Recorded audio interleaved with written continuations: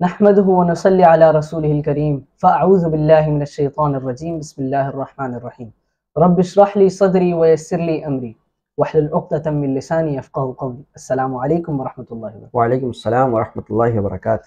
آج کی جو ہماری تقریر کا موضوع ہے وہ نہایت اہمیت کا حامل ہے اور اس موضوع کو ہم قرآن و سنت کی روشنی میں سمجھنے کی کوشش کریں گے۔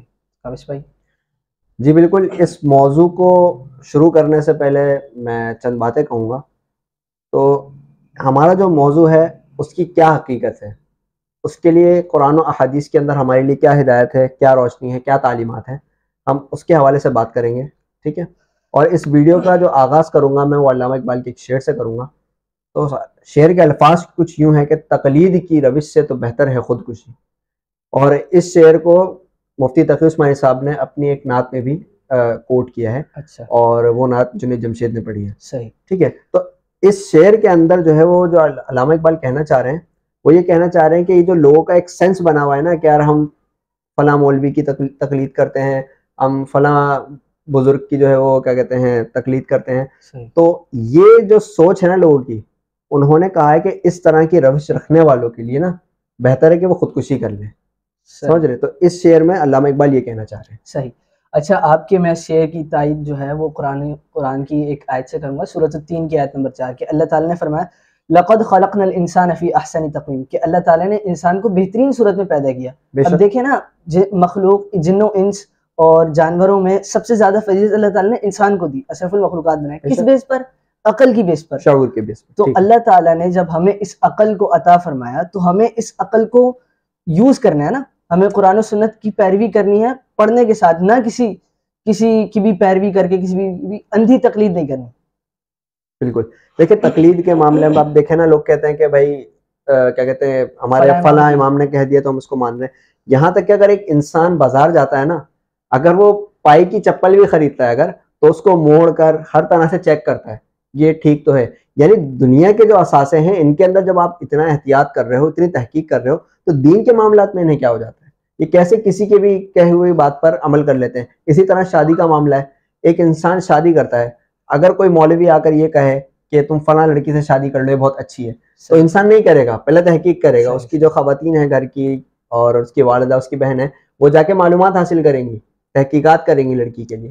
ان معاملات میں انسان تحقیق کر رہا ہے لیکن نہیں کر رہا تو دین کے معاملے میں، صحیح، سمجھ رہے ہیں آپ میری بات؟ اچھا، اس سے ایک اور پہلو نکلتا ہے کہ ہماری جو جنریشن ہے یہ بہت زیادہ مفتی اور عالم کو جب سنتی ہے، بالکل بے شک اچھی بات ہے، لیکن ان کی باتوں پر یہ اندھے ہو کر عمل کرنا شروع ہو جاتے ہیں۔ تو اسی کے متعلق قرآن شریف کی سورۃ البقرہ میں آیت نمبر 111 میں ارشاد ہوا ہے کہ قُلْ هَاتُوا بُرْهَانَكُمْ إِن كُنتُمْ صَادِقِينَ کہ اگر تم سچے ہو تو دلیل لے کر آؤ۔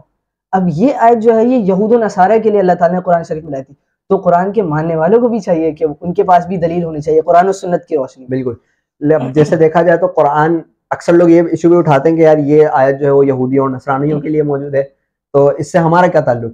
تو انہیں یہ بات پتہ ہونی چاہیے کہ اللہ تعالیٰ نے قرآن میں یہ بھی فرمایا ہے کہ انسان کے لیے، یعنی پوری انسانیت کے لیے جو قرآن ہے یہ پوری انسانیت کے لیے ہدایت ہے، سمجھ رہے ہیں؟ مبینات من الہدی والفرقان سورۃ بالکل البقرہ ایسے، میں ارشاد ہوا ہے بالکل کہ اسی طرح سے ہدایت جو ہے وہ پوری انسانیت کے لیے۔ بالکل ایسے ہی ہے۔ تو اب بات یہاں پر یہ آ رہی ہے کہ جب یہود و نصارہ سے یہ بات کہی گئی، وہ کہتے تھے نا کہ ہم بڑے چہیتے ہیں، ہم اللہ کی بڑی چہیتی قوم ہے، تو اگر ایسا ہے تو اللہ تعالیٰ نے ان سے کہا تھا کہ کوئی دلیل پیش کرو اگر تم سچے ہو۔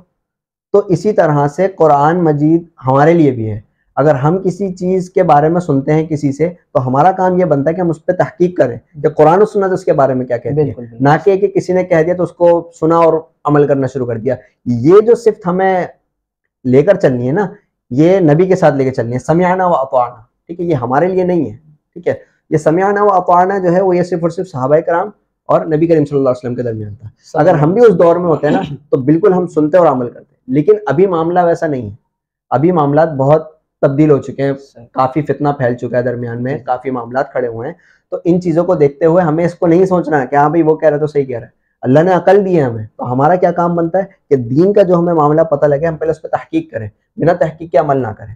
صحیح۔ اچھا، اسی کے متعلق میں ایک مثال کو جو ہے وہ اندھی تقلید کے اس پر میں ایک مثال پیش کرنا چاہوں کہ سورۃ اللقمان میں اللہ تعالیٰ نے فرمایا ہے کہ وَوَصَّيْنَا الْإِنسَانَ بِوَالِدَيْهِ حَمَلَتْهُ أُمُّهُ وَهْنًا عَلَى وَهْنٍ وَفِصَالُهُ فِي عَامٍ۔ تو اس آیت میں اللہ تعالیٰ نے ایک مدت بتائی ہے کہ بچے کو جو ہے وہ جو دودھ پلانا ہے اس کی مدت بتائیے 2 سال. بالکل ایسا ہی تو ہے. کچھ لوگ کہتے ہیں کہ ہمارے امام ہیں یہ فلانا، تو ان کے نزدیک جو ہے یہ 2.5 سال کا ہے. تو ایسا نہیں ہے کہ وہ پھر یہ کہتے ہیں کہ ان کے پاس بھی ہو سکتا ہے کوئی دلیل ہو، کیونکہ وہ ایسی تو نہیں بات. تو ایسا نہیں ہے، جو اللہ تعالیٰ نے قرآن میں آیت آ گئی، کیونکہ قرآن جو ہے وہ دلیل قطعی ہے. بالکل ایسا ہی ہے. تو جو قرآن میں بات آ گئی بس دیٹس آل، وہ فل اسٹاپ ہے، اس پر عمل کرنا ہے. ٹھیک ہے. نہیں اب آپ دیکھیں جو آپ نے بات بتائی کہ وہ کہتے ہیں کہ 2.5 سال ہے فلاں امام کے نزدیک، جی اور ہو سکتا ہے ان کے پاس کوئی دلیل ہو. تو ہو سکتا ہے والی بات یہ دین میں کہاں سے آ گئی؟ دین کے اندر ہر اس چیز پہ عمل کرنا جو اوتھینٹک ہو. جب ہمیں اوتھینٹسٹی قرآن میں مل چکی ہے کہ بچے کی جو دودھ کی عمر ہے وہ 2 سال ہے، اب خواہ وہ کوئی سا بھی مولوی ہو، کوئی سا بھی امام ہو، کوئی بھی ہو، ہمارے نزدیک اس کی بات جو ہے نا کسی کام کی نہیں ہے. ہم اس بات کو پس پش ڈال دیتے ہیں. قرآن کی بات جہاں آ گئی وہاں پر ہم کسی کی نہیں سنتے. جب نبی کریم صلی اللہ علیہ وسلم نے اللہ تعالیٰ سے سنی اور یہ بات ہمیں بتا دی تو یہاں بات ہو جاتی ہے ختم. یہاں میں کسی کی رائے یا کسی کا موقف ہمیں نہیں جاننا. ٹھیک ہے.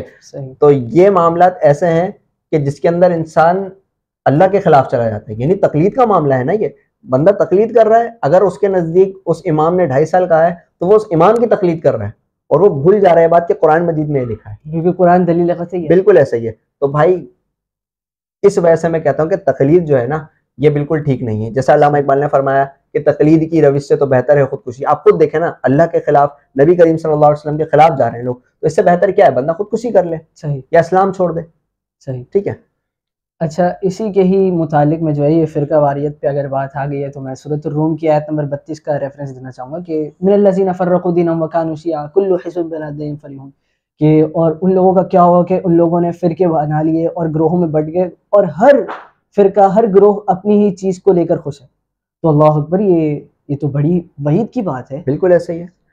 آپ دیکھیں، آپ کسی بھی مکاتب فکر میں چلے جائیں، سب کے نزدیک یہی موقف ہے. وہ جو ایک حدیث ہے نا کہ 72 فرقے جنت میں جائیں گے اور 72 فرقے ہوں گے جس میں سے ایک گروہ جنت میں جائے گا. تو ہر کوئی جو ہے وہ اپنا اپنا معاملات سامنے رکھ رہا ہے کہ ہم یہ کام کرتے ہیں اور یہ ہم اس حدیث کے اندر جو الفاظ ہیں وہ ہم لوگ ہیں اس لیے ہم مسلمان، یعنی ہم جنت میں جائیں گے.